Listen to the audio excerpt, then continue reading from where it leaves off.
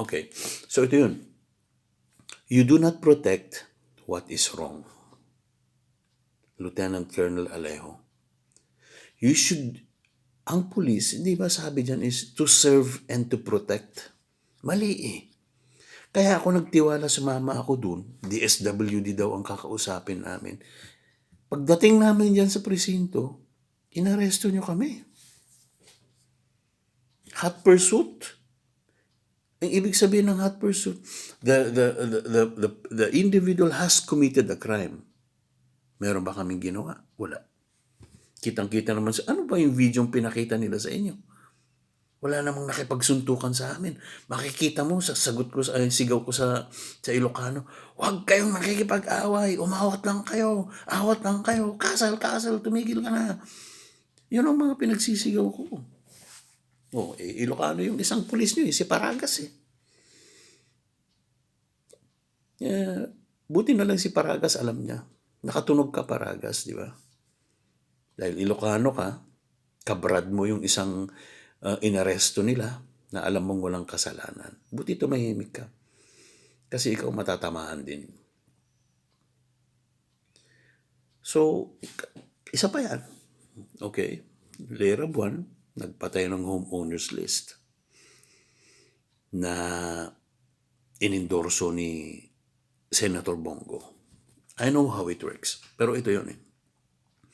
Homeowners party list ka na you are promising homes. Nagbibigay ka ng mga bahay sa mga walang bahay. Hello, kumusta naman yung mga kapatid mo?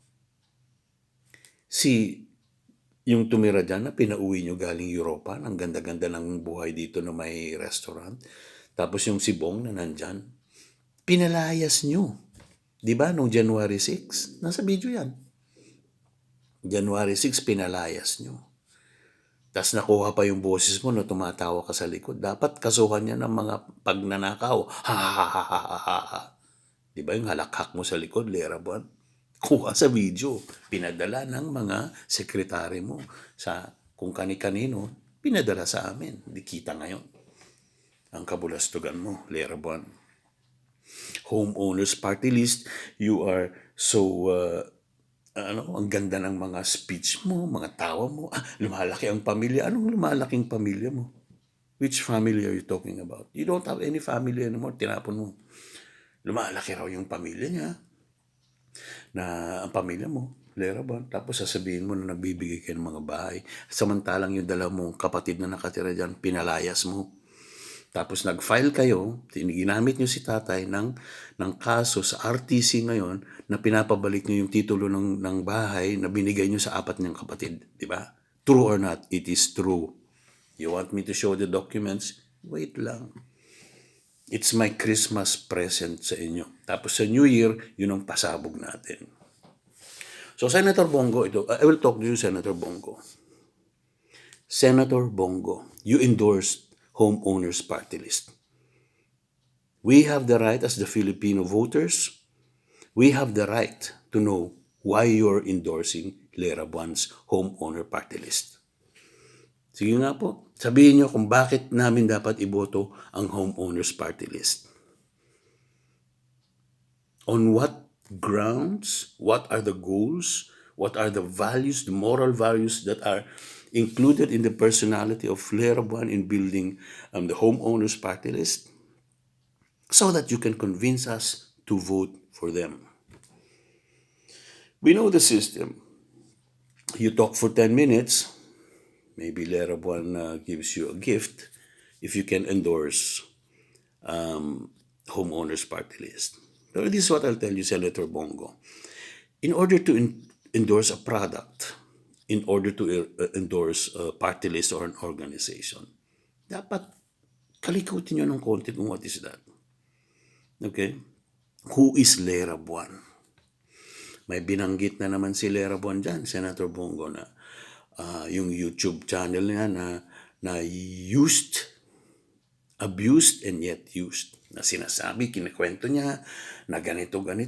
I can argue and debate with that video 95% of that is a lie. Sinabi niya sa video niya na she was being abused by the husband, Tim Chu. I don't think so. Tim Chu is a good man.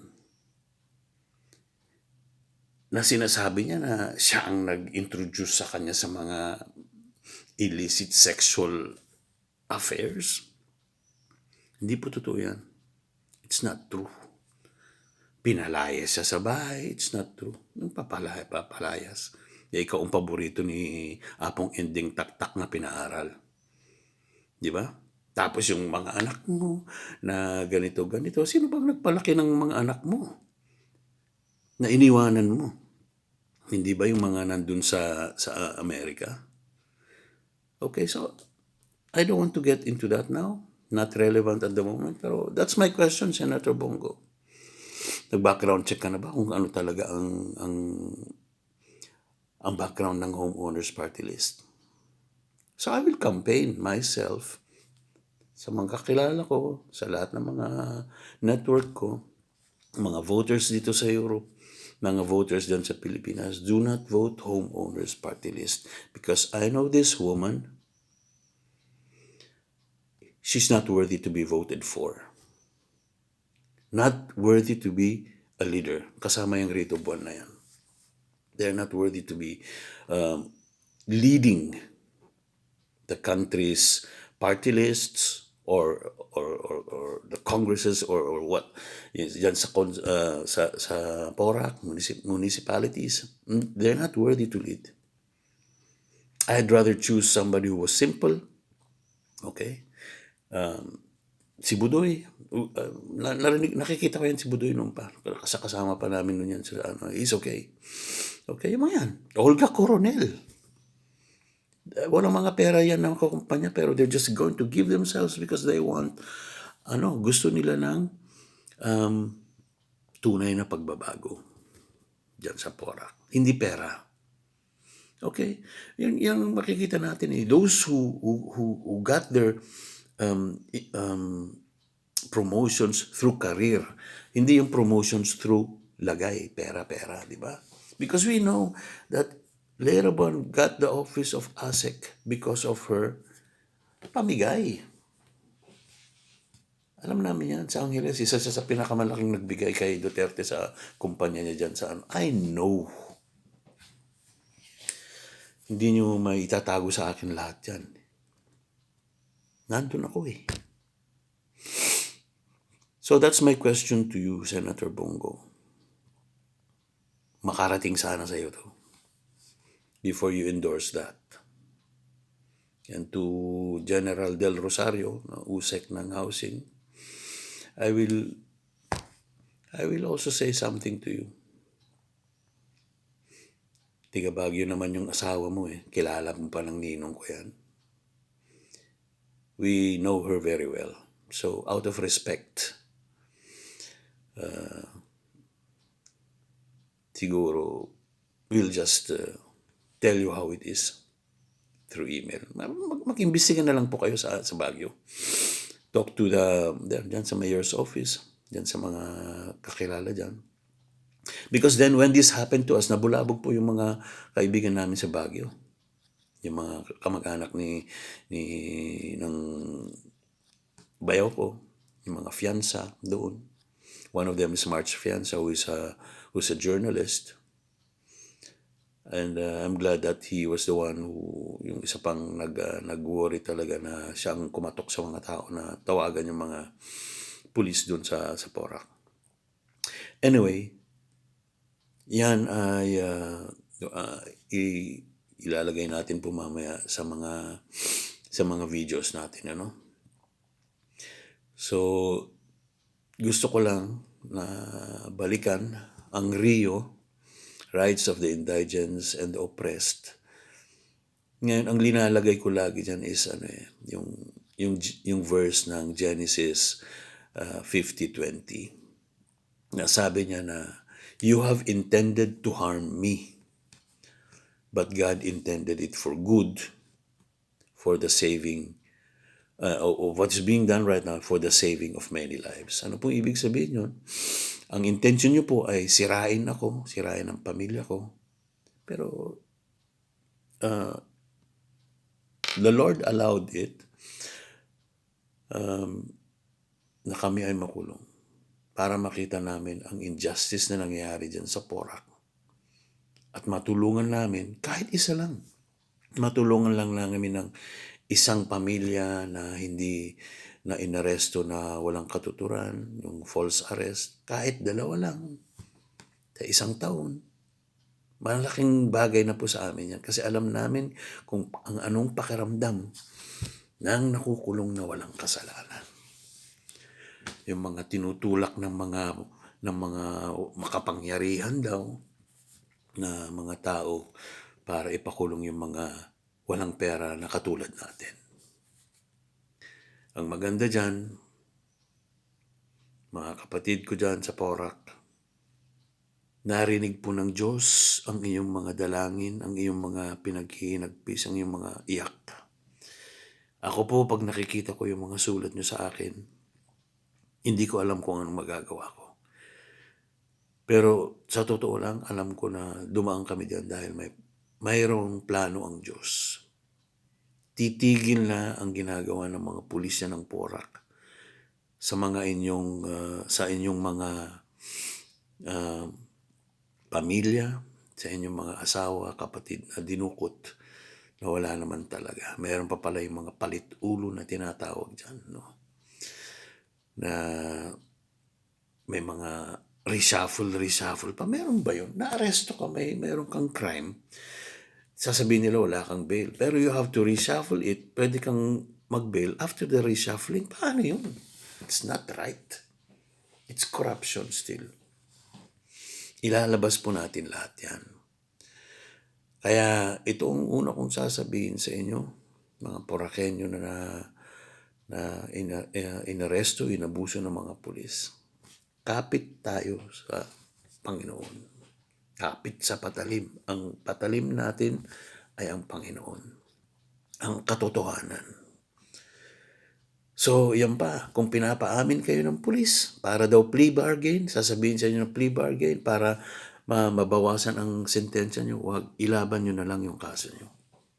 Kasi ang drugs, kung sinabi nilang kung inaresto ka nila na drugs ang walang bail yan.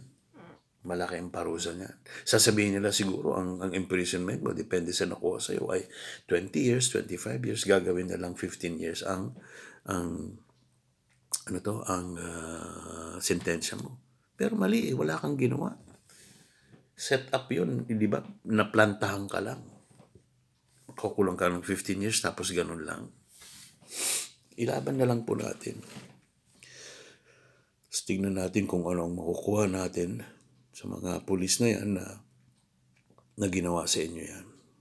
Paglalaban po natin yan hanggang dito sa International Criminal Court, hanggang dito sa human rights ng Geneva, yung mga pinagagawa ng pulis. Kung hindi tayo uubra dyan sa Pilipinas, dito tayo. Pero uubra tayo dyan. Para palipat-lipat naman kung sino ang presidente. Hindi pwedeng lahat na lang ng araw ay kanila. So, yan po ang tatapos na po ako rito. Lieutenant Colonel Ferdinand Alejo, Pulisya ng Porac. Abangan ninyo po ang aking Pulisya ng Porac Chronicles, starring Nino Malyari, John D. Pogi Perolino. Yan po ang main characters natin sa ating Pulisya ng Porac Chronicles. Okay? At titingnan natin kung anong klaseng mga pulis ang mga yan. At saka introduce natin si Riken, the Terror Ramos. Yan. Nasa kulungan kami. Sabi niya sa amin, lalaban kayo? Angas ka? Ganun siya sa amin. Nakatalikod ako, sinuntok ako dito. Gusto pa niyang iuntog yung ulo ko sa rehas ng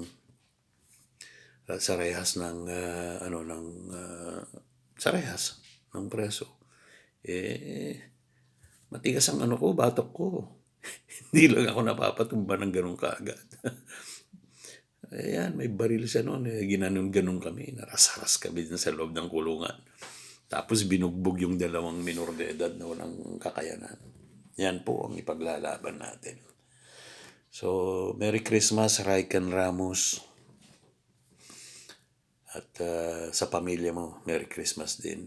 Tingnan natin kung gaano kakatigas ngayon, Raikan Ramos, sa mga pinagagawa mo. Okay? Ayun po.